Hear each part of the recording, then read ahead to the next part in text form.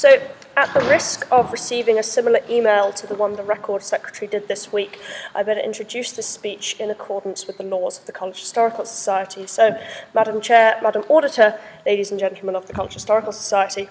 However, that is all the unasked for male advice I will be taking this evening, so I apologise to the unnamed male member of this audience who about 15 minutes ago sent me a text message saying, forget the speech, just read 25 top Bible verses about adultery and you'll definitely win.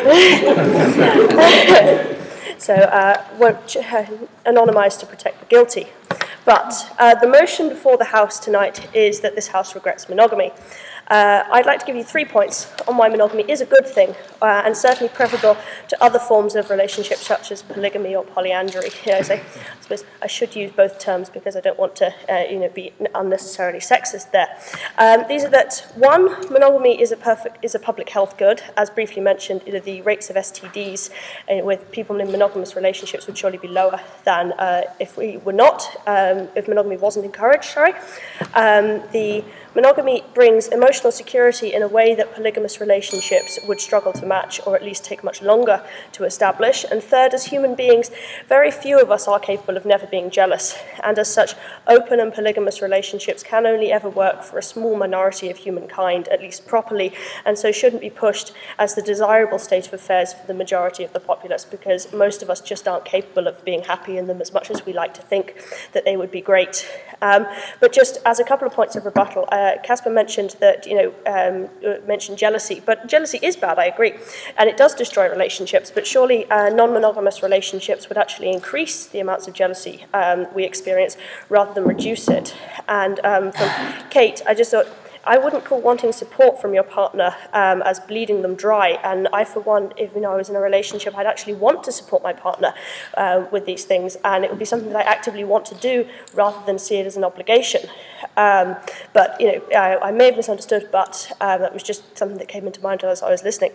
But my first point, that we would have more sexually transmitted diseases and the greater public health problem generally. Yes, go on. So technically, if you're having sex with more than one person, you care about your partners. Yes. Then you're more likely to use protection. Sure. Than when you're cheating on your partner, and it happens in different circumstances. Yeah. And then you're not going to use protection with your regular partner. Sure. Because why would you? But surely, if you're cheating on your partner, you're not in a monogamous relationship. So, if you are actually in a monogamous relationship and you are both being monogamous, then there isn't the risk of STDs there, because the very fact that you are cheating on your partner would suggest that you are not practicing monogamy. But obviously it is prefaced with you would also need to use safe sex practices, but you would need to use safe sex practices in a polygamous relationship and a monogamous relationship. So harm reduction there, or safer sex practices would surely be in a monogamous relationship. But when two people are in a sexual relationship exclusively with each other, they can practically guarantee that neither will expose the other to a sexually transmitted disease. And this does rely to a certain extent on safe sex practices, being practiced, with each party getting tested for STDs at the beginning of a relationship. This would also apply in polygamous relationships. And if this does occur, then you can pretty much guarantee that you're fine. And as STDs, they are more expensive to treat than they are to prevent, and they do cause emotional as well as physical harm. I'd see that it is a good thing that as a society we encourage, practices to reduce their likelihood, and monogamy seems to me a fairly easy way of doing so. One of the easiest things we can do to prevent the spread is to encourage monogamous relationships combined with safer sex practices. So as a second point, monogamy, it provides partners with emotional security in a way that polygamy cannot as easily do. Now, obviously, if you're part of the small minority of people that is capable of never being jealous and being happy with sharing your partner, then fine, but I really don't think that this applies to the majority of the human population. And it would certainly take much longer for parties in a polygamous relationship to get to know and understand each other on a similarly deep level when compared with partners in a monogamous relationship through a sheer numbers game. And when one party in a relationship needs support, that support surely is far more effective if the other party immediately knows what's wrong and is able to help, which this than if they have to continually ask at what and don't quite understand at a point where you'd probably rather be doing anything else than explaining exactly what's wrong, and you'd rather your partner just instinctively knew what to do in a way that develops over years of a relationships. Yes, many of these relationships never get to this stage, and monogamous relationships of all sexual orientations do fail. I now seen in sky-high divorce rates amongst all orientations, but surely it's worth making an attempt at this, because when it does succeed, it is a great thing.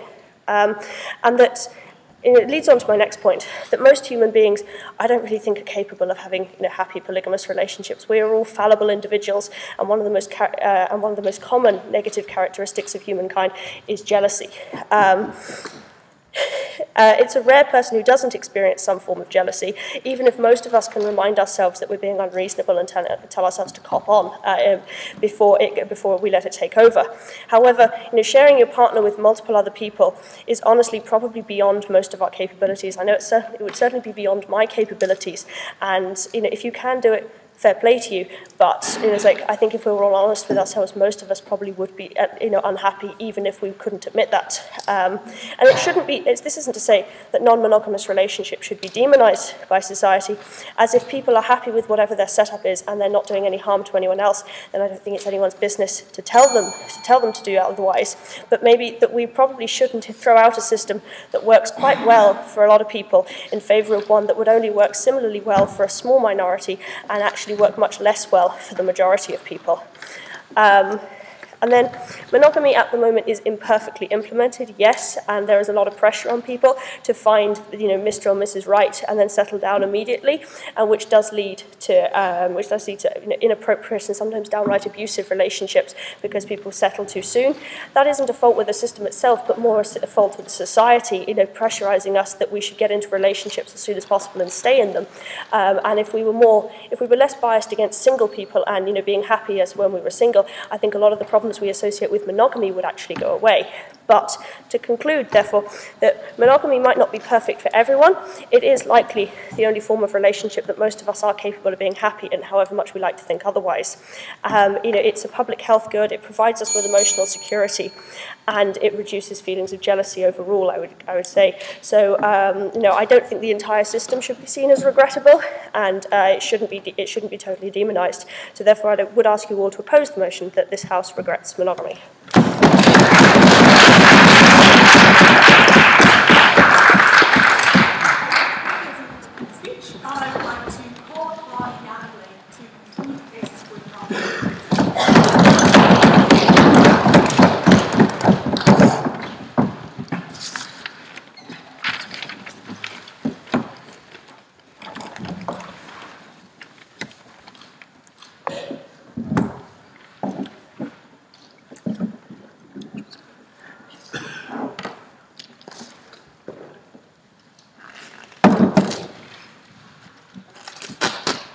So, good evening, everyone. Happy New Year and best wishes. Lots of shifts, lots of love, and a lot of sex. When I was selected to question the idea of monogamy in this debate, I thought again about my decision to choose to be on the proposition side. Isn't this a bit risky? Does it not engage my reputation here in front of this audience? Will I have to end my life living in these countries in green? I will show you these ones. These are the only ones I could live in. Yeah, I see. So I was afraid, I was a bit worried, and I was afraid also of being treated as unfaithful in love, as someone who cheats on partners, to consider women more as objects than human beings, because yes, these accusations about polygamy and monogamy are serious. And that's the problem. We're much too closed-minded on this subject. Well, except here, because there's a debate. And it's a big mistake. Because without saying that polygamy is the answer to a non-monogamy, I can guarantee you that none of you here is actually monogamous inside. You are only so in a pseudo-social structure. Nothing's proved scientifically that the brain can only fall in love with one person at a time. And then the idea of polyamory comes. This idea that we fall in love with several people at the same time is, in fact, possible.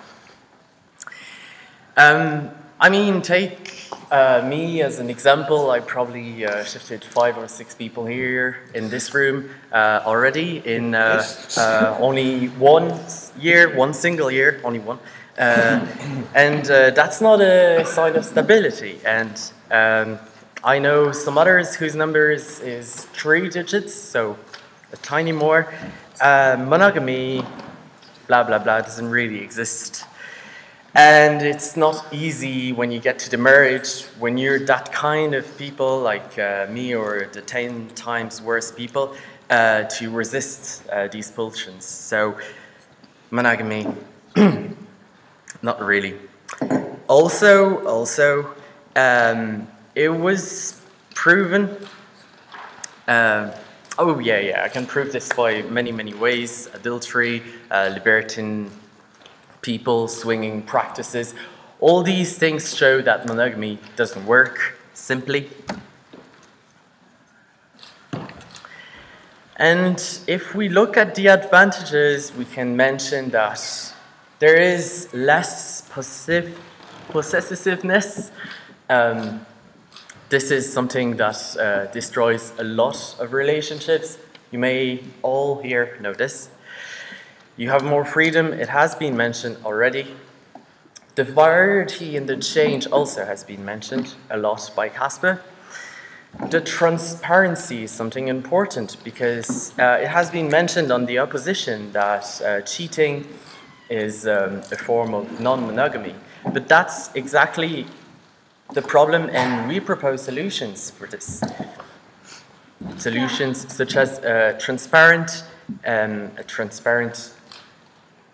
non-polygamous relationship. Yes? Why is it impossible to be transparent about how you feel and what you feel when you're in a monogamous relationship, even if you don't have? Oh, I'm not saying you cannot be transparent. I am saying it happens often that you are not transparent in some cases, and that you will put yourself in a situation where you cheat. If polygamous relationships were accepted, you would have this option of being transparent in either polygamous or monogamous relationship. I hope this explains the point. Also about the flag, I think this was very interesting because the flag, so I'll show you how the flag is made for polyamorous relationship. So we take a bit of maths, a bit of this. Do you know this? I don't. a bit of blue, and then you get this nice flag. Wow, isn't it nice? If you go on monogamous relationship, a bit less colorful. So I think artistically regarding. The choice is made already, right? So, yeah. Okay. Maybe a last few points to convince you if this wasn't enough. So yeah, I think we should create some polypride because I can see here a lot of support. Everyone is kind of agreeing that it's impossible to be monogamous. So we should create a few events on this.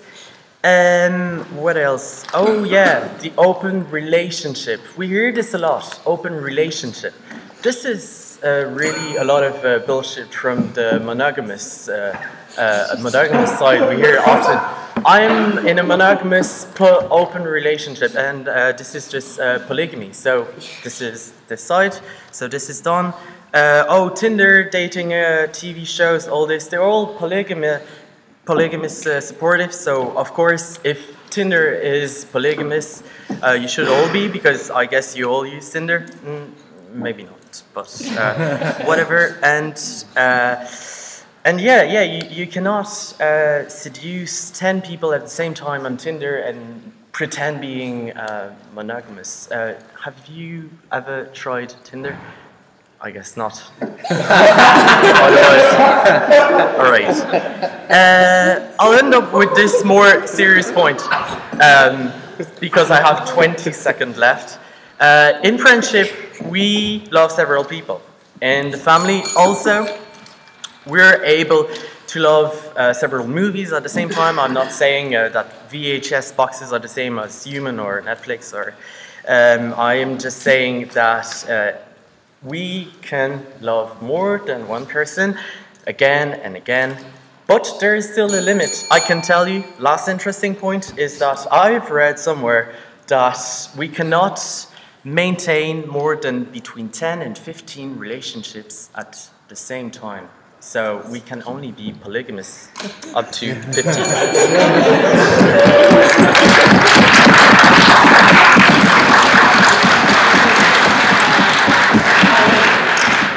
Just the last point. If you propose, you can try my double king-size bed. Jan, for their fine speech. And before I call upon the next member, I'd just like to inform the audience that we will be taking floor speeches for this debate. So floor speeches will take place at the end of the main debate and will be 4 minutes in length. And if you would like to speak on either side, feel free to pass us up a piece of paper with your name and the side that you would like to speak on within the debate. But without further ado, I would like to call upon Frida Gomez, newly elected events officer.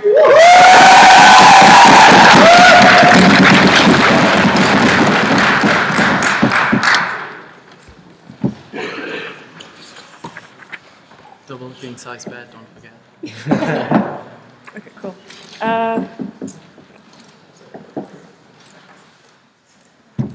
Hi, folks. I really disagree with this motion because I've always been monogamous, right? And when it comes to my love life, I gotta say I've #no regrets. So just saying, I don't regret it. But firstly, I need to say, Maggie and Lizzie basically used nearly all of my points. It was like bingos, crazy. So, but the difference between my speeches and their speeches is basically I have a lot more penguins in mine. So firstly, on to some rebuttal. So there's been a kind of a trend among the proposition side that say, on our side, we don't believe that, you know, you could love multiple people at different times. And I actually believe that love is kind of infinite, and that you could love all these people at different times. But when it comes to relationships, you can't be in multiple relationships at the same time, like you said before. But what I mean is like committed relationships with shared lives, shared families, that sort of thing. Also, targeting Katie and Pacific, you talked about kind of toxic relationships. And I do believe toxic relationships happen, abuse happens. But I think, firstly, like I had on my rebuttal thing, it says, I regret men. But more importantly, I regret people who are needy people, who are clingy people, who are sometimes toxic people. But I gotta say, that happens, no thank you, that happens in a lot of relationships. Like, say, my relationship with my mom. I rely really heavily on her for emotional support. It's terrible. I shouldn't be doing that because she has other things to worry about. But simply, that happens in all sorts of relationships. And we don't regret relationships, do we? That's just something that happens. And it's human error that we sometimes put too much on one person, but it's just, it's hard to solve that. No, thank you. Anyway, moving on to the penguins. Anyway, so beginning, so when I was researching this speech, I really wanted to bring in penguins because, you know, they mate for life and I thought it'd be cute. And I also wanted to compare them with humans. So anyway, I decided to, so because I wanted to compare them to humans and basically show that, well, if penguins can do polygamy, or not polygamy, if penguins can do monogamy, then we should probably do too, because they're adorable and amazing. And just to prove it, I have this video, and just be quiet.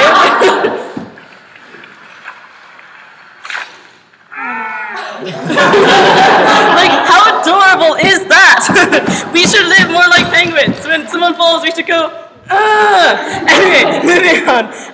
So I decided to research this, and I typed into Google penguins, mating for life, and I also later typed in penguins monogamy, and this is basically, I got an amazing, the third result on this Google search was a New York Times article entitled, "Do Penguins Mate for Life? Not according to their paternity tests." How Jerry Springer is that? I love it. And I read the article. It's really about a penguin couple, Roto and a copper, who live in an aquarium. And I kid you not, this aquarium is called Loveland, which is both a name for an aquarium and also a brothel, but whatever. Also, the aquarium is also in Utah, which is not a great place for monogamy, more like polygamy, or polygamy. God, these words are killing me. Anyway, so this is a really bad joke, but here I go. But basically, thanks to DNA testing, they because patronage is so goddamn important to humans, we learned that Roto, who's a part of this, proper penguin couple, is actually on a bit of a rota. Oh, that doesn't right. Going and fathering chicks with other penguins who are his neighbors, and it's crazy. Anyway, I know this really doesn't help my point, because it's like, oh, if penguins aren't actually monogamous, and what's the point? But you know what's really funny is this doesn't happen in the wild. This only happens in captivity, and I'd like to say that that's actually kind of similar to humans, because in captivity we become a bit sexual deviants. Prison, cults, college societies, Yeah. Anyway, so yeah, that's my penguin bit, and it really doesn't help with my real argument, but it made my day, that article, and honestly, my day's been pretty great, because I got elected, events convener. No thanks. Sorry.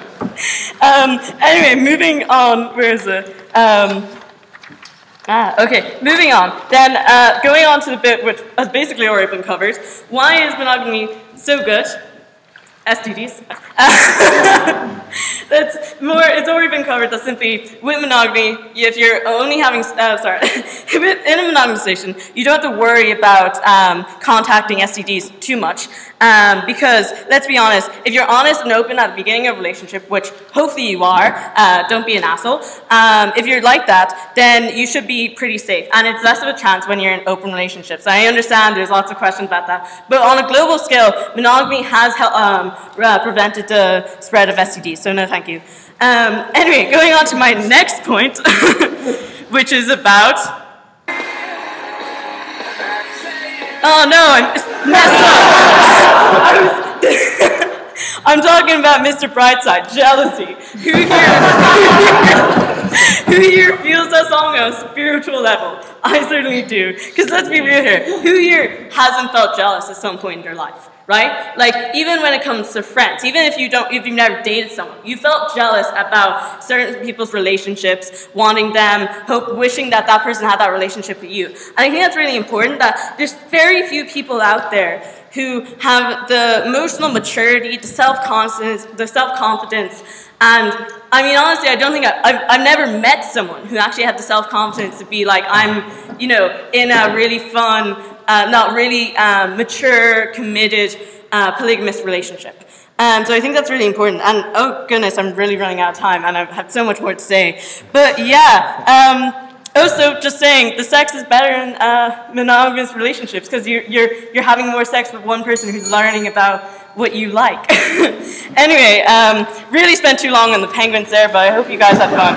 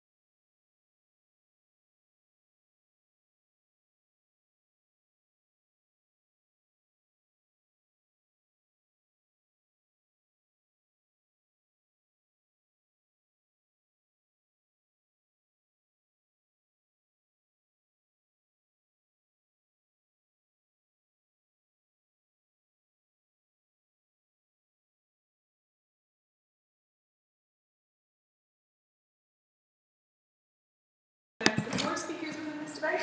So giving a floor speech on the proposition, we'll have our views, and giving a floor speech on the opposition, we'll have Marcel through. So without further ado, I'd like to hold on Sophie for time.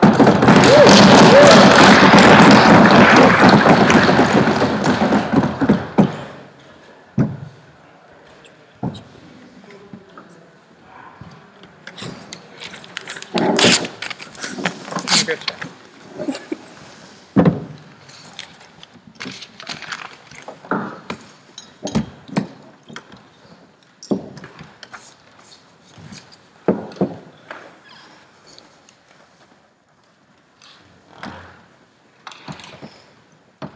Look, in response to a lot of Casper's speech, I can and I will demand a partner who can both listen to me and cuddle me. If his only solution to I'm not very good at listening to you is find someone else, then I think that you should dump him. A few responses before I talk about some stuff like commodification and queer theory and that kind of thing. In response to the first speaker, who I believe was Casper, he opens a speech by saying, "No one can ever be enough for one's person." All I can say to that is that I, Sophie Furlong Tai, am too good to share. So,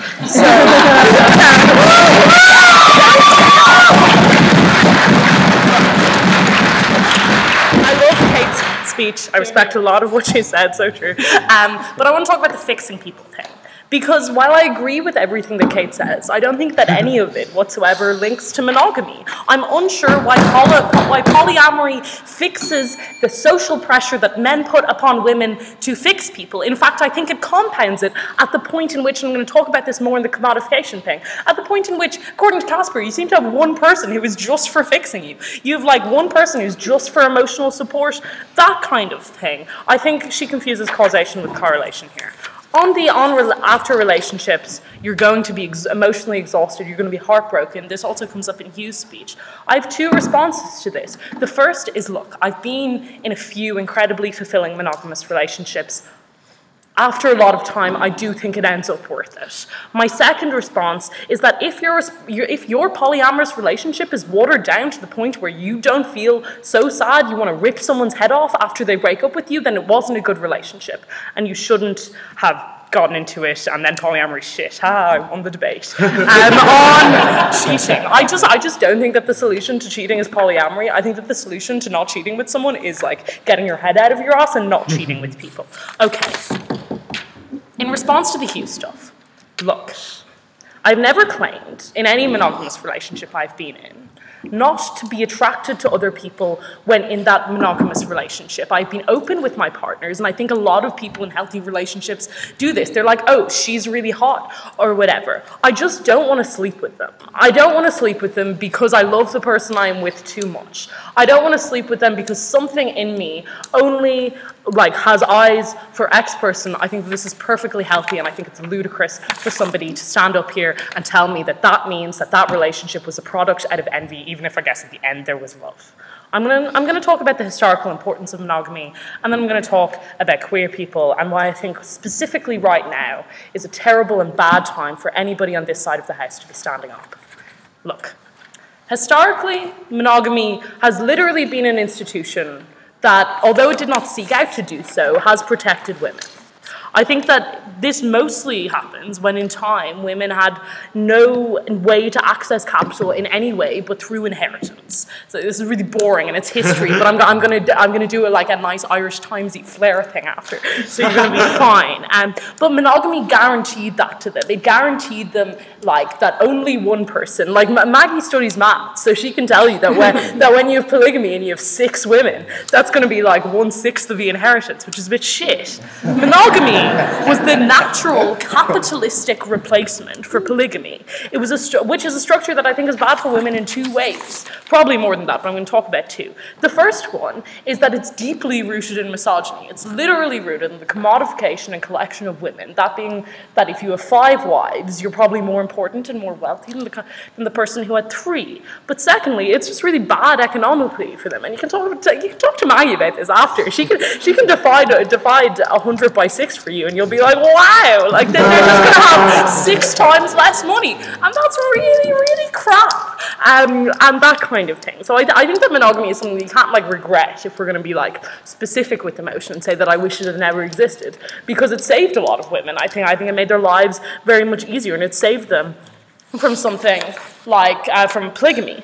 Now, I want to talk about why this is important, because I think that when people talk about like history or whatever in debates, everybody's like, oh cool, they're dead. But I think that when we think of historical people, we need to think of them as important, because they are important. And like Ta-Nehisi Coates talks about this, so talk to me about it after, and we'll have a nice chat about Between the World and Me. But he talks about how we see historical people as paper dolls of the past, but they were real people, these women who got these inheritances instead of being trapped with 5 other women.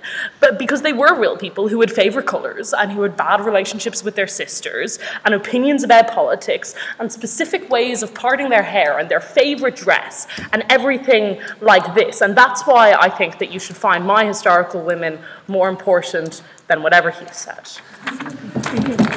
Polygamy leads us to the commodification of people. Weird, isn't it?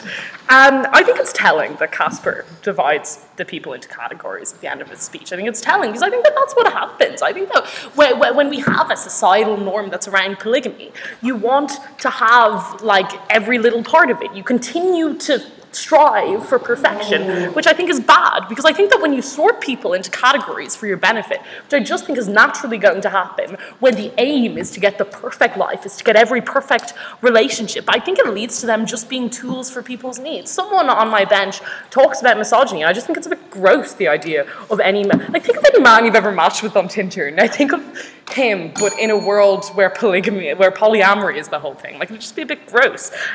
Because that's what that's what has been discussed, and has been discussed. I think that we should accept our romantic partners to an extent if we're happy with them, and if they will both listen to you and cuddle you. I think that you should just accept them, like if you really like them. I don't think that you should be looking out for, oh no, where's my gay thing? Sorry, I can't find my page on being gay. I'm sad. Yeah, I think that you should accept them as somebody who makes you very happy. Very briefly on queer people. I think that monogamy has been a thing that queer people have been locked out of all their lives for a really, really bad reason, either legislatively or just down to the culture of being gay. I think it's like you go out to the George and then Casper forces 2 men to ship. And it's really weird. And you're like, why is he bringing it up in his chamber? It's very odd. But I think that now, more than ever, now that we've made strides in that, now that we have gay marriage, I think it's really mean to stand up and be like, monogamy is shit. Because it's something that I haven't had access to for a lot of my life, and now it is. And that's great. Oppose.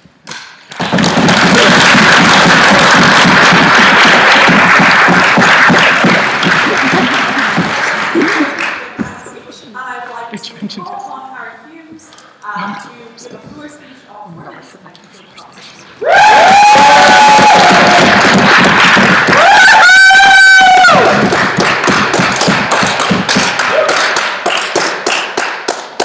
Thank you, everyone. Good evening, all. I'd like to preface this by saying that, generally speaking, I consider myself a rather jocular chap. I'm a jovial old fellow. But unfortunately, this speech will be fraught with terrible sorrow. Now, I'll begin. Madam Auditor, and Madam Auditor alone, because this speech is quite squarely directed at you. And I was talking to Hugh beforehand, and he said that he had a speech kind of prepared beforehand that gives some kind of experiential detail, and he didn't want to give it anymore. So I thought, you know what, this debate really lacks a lot of, you know, oratory from the heart, and that's what I'm going to deliver, Catherine. And I'm going to ram it down your throat. Now, there was something Kate said that really resonated with me, and that was about putting all your eggs in one basket. And I feel like when you put all your eggs in one basket, it can only lead to one conclusion, and that is complete and utter devastation. For, I tell you, that is what it led to for me tonight. When, you know, before tonight, actually, I was a big believer in monogamy. You know, I was actually a big proponent of the whole notion of monogamy, but unfortunately, something terrible happened to me tonight, which has made me question everything that ever has happened to me in my life. So, You know, actually, Catherine, if you ever want to offer a POI during this, feel free, defend yourself. But seriously, I'm going for the jugular here. This is not bloody acceptable in this society. And Keely, I don't know why you're laughing. You're equity, and you are instrumental in this entire thing. Anyway, so in case anyone doesn't know, I asked a question during private business about why Catherine betrayed me. And for context, Catherine betrayed me by, initially, I was just sitting where I usually sit. But then Catherine gave me a golden opportunity to sit in the auditor's seat. And of course, I grasped it. I couldn't not sit in the auditor's seat. Here. But it turns out that actually she had asked Keely beforehand, and Keely rejected her. And see, that I think is the first issue with monogamy. People always bloody betray you! But I tell you, it wasn't just Keely betraying Catherine. It was Catherine deciding, after she had experienced all that hurt, she decided to betray me. So obviously, I was demoted from the... Catherine, look at me when I'm talking to you. I was demoted from the auditor's chair to sitting here at the side. Alex, Sue, Laura, and I mean, we're all going to... And Annika too. Congratulations, new MC.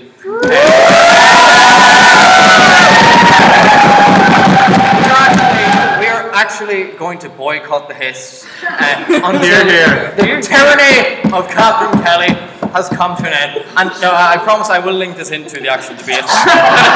Okay, so what I want to say from this, and I didn't prepare because I'm just so impassioned about my hatred for you, Catherine. What I want to say about this is betrayal is such a key feature of monogamy. Now, Catherine and I aren't in a relationship. Keely and Catherine were in a relationship. But you need to understand it is human nature to betray everyone around you. If you're Catherine Kelly, that is, anyway. But what I want to say is you always want to have a plan B. And not like Theresa May's Brexit plan B, like a real plan B. And you probably want to have a plan C, and a plan D, and a plan E, and so forth. And maybe like you've gone through the entire alphabet, and you're like, oh Jesus, I'm going to go for an A2, B2. And you know, you just have so many options. You're a Saudi prince with so many options. You know, you have such a harem of wives. What do you mean, shame? Anyway, wait, do I only... What do you mean? What? No, Samir, this is from the heart. You can't stop. Keep going. Okay, so you always want to have multiple options to fall back on because inevitably you will be betrayed. So you're in a monogamous relationship. Once the person you're in a relationship leaves, who have you got? I mean, the only person there for you is Jack Daniels. And you know what? Jack is the man I'll be turning to tonight after... You know, have I mentioned Catherine Kelly betrayed me? if I could make a list of the greatest traitors of all time, I'm telling you now, Catherine, you would be well above, leagues ahead of Judas Iscariot. And you know what? I hope you know. Don't date me.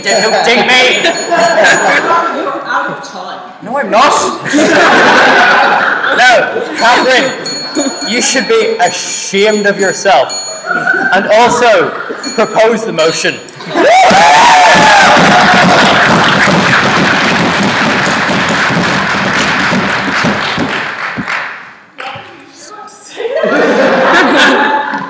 I'm not saying Harry. And I'm for the high speech. And I'm going to call upon myself to close the case of the office.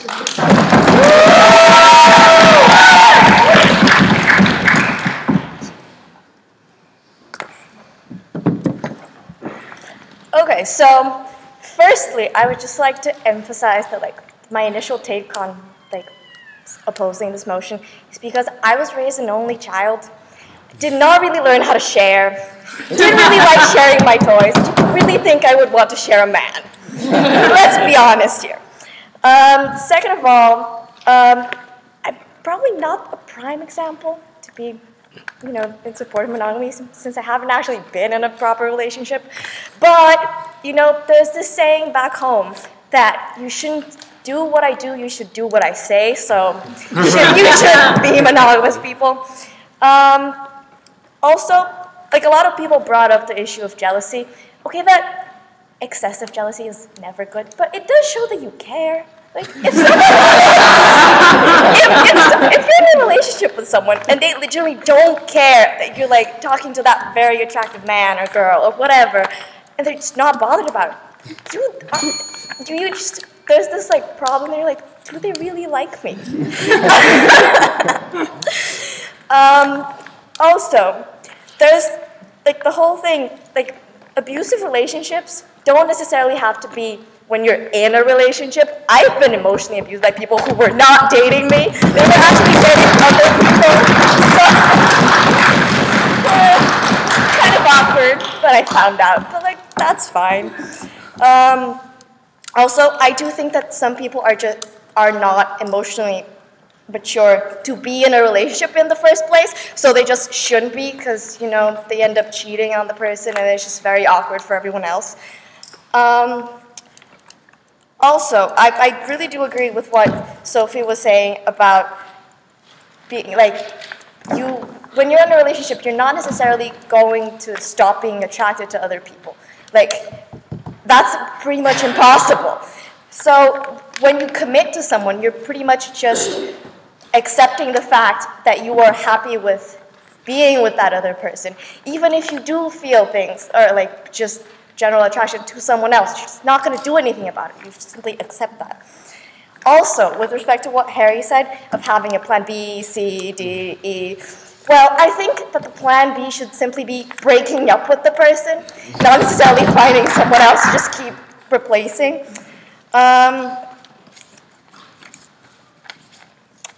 I feel like this sounded like a bit of a rant. I apologize for that. But you know, what can we do? It kind of touched a few sore spots, and I'm like, we're just going to have to talk them through. Also, as I pretty much said, betrayal isn't necessarily a problem with monogamy. It's just a problem with people that cannot be monogamous.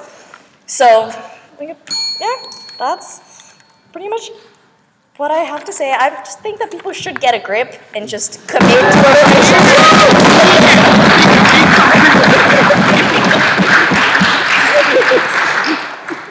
Yeah, that's pretty much it. I know I still have like 40 seconds, but I don't. You can clap for 40 seconds.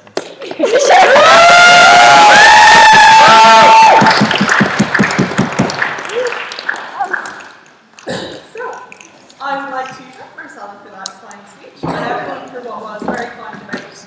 And now comes the part of the evening where I put the question to the House. So on the motion that this House regrets monogamy, I would ask that all those in favour shout aye. Aye! And all those against shout nay. Nay! I would estimate that the nays might be just about hard. And with that, the motion is defeated.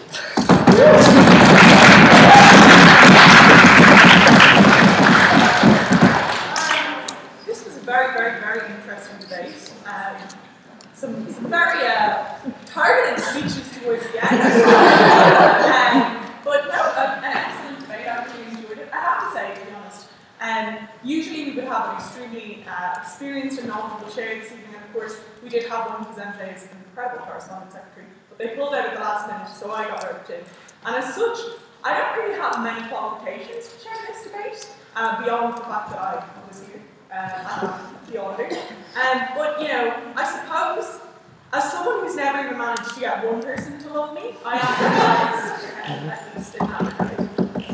But no, I thought this debate was really interesting. I thought we had a lot of maths. I was surprised by how many times I heard the words zero-sum game in a debate that I really did not think was going to become about economics. And I love that 2 times relationship equals 2 times the work of relationships. Whoa, that's some mind-blowing maths there.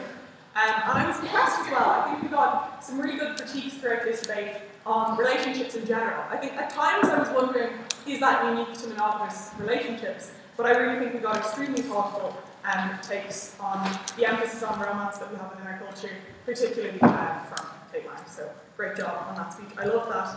And I also thought there's interesting stuff on like people becoming less compatible over time. I feel like personally probably wouldn't be able for a polyamorous relationship, but I think just short-term monogamous relationships sound lit to me personally. I have to say though, I loved this debate. I thought there was some really good stuff on like communication within relationships. I thought it was, particularly interesting that it was pointed out by myself that jealousy does exist within other relationships, and we only really talk about it in a romantic context. But of course it pervades into everything. It's not like you have monogamy within friendships, really. Like, obviously you do have when you're 14 your best friend forever, but ultimately you grow up and then you're like, well actually I have 5 best friends and I have 6 second best friends. But no, I thought this was an excellent debate. I thought STDs were a bit of a red herring though, because I thought that the argument against STDs is kind of like, don't go to mass because you'll have to do the sign of peace with people and you might catch the flu. Like surely condoms seem like a pretty small price to pay if polyamory results in you being significantly happier within your relationships. That was a weird analogy, but I hope you guys get where I was going with it. But no, I thought it was a phenomenal debate. I was surprised that there wasn't more stuff on how the world would look more generally about this, because call me boring, but if I had spoken in this, I would have been like, how does economics change? And I don't even like economics, but how does economics change on the basis of the unit no longer being, a couple of 2 and like building society? Are buildings way bigger? How does architecture look? How do they do that? Costumes, hairs, all questions that I would have loved to have heard answered. It was a phenomenal debate tonight, and really one of my favourite of the year, so I'd like to thank all the speakers again for what was a phenomenal debate. And I would like to call upon myself to announce the working events of this society.